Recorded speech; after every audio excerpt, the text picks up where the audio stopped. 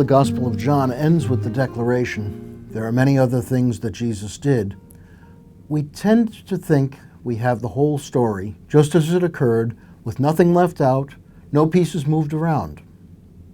We haven't. The Gospel writers took reminiscences about Jesus and stories about what he had done and said. Then they picked and chose among them and put them together to make their narratives suit the needs of the communities for which they wrote. It's like a quilter who takes different pieces of cloth and puts them together to make a single quilt. In some sections, the seams are barely visible because the pieces look similar.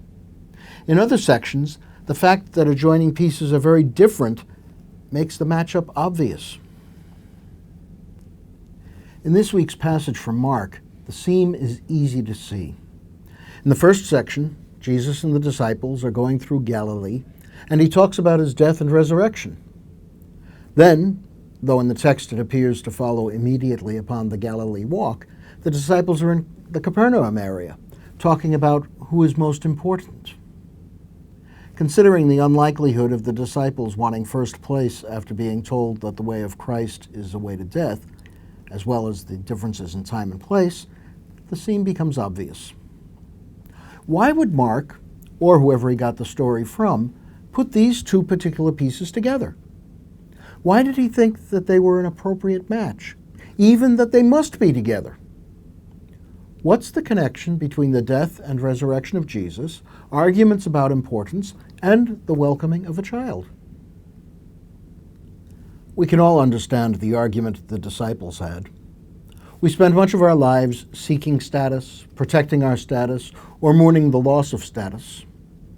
It's as if my value as a human being depended upon outdoing others. The child's cry, "Me first!" is the simplest declaration of what it's about. I'm self-centered.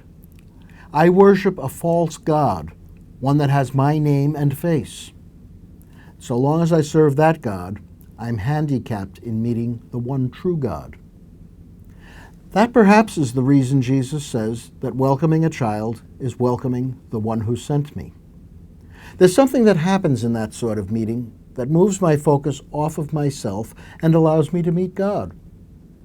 At the time of Jesus, children had no legal rights and were not generally taken into account in the lives of adults or society. They were powerless, lower in status than any adult.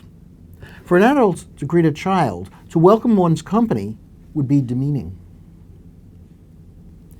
Yet that is what Jesus says his disciples must do.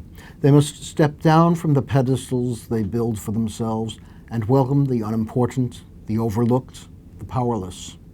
If they do that, they will meet God. Who might the overlooked be today? There's no shortage. Refugees, the poor, abused children, the uneducated, minorities, persons with AIDS, youth, the elderly, prisoners, the disabled, the unbelievers. We need only stop looking at ourselves to find them. What is this to do, however, with the first piece of patchwork? Jesus' comments about his death and resurrection.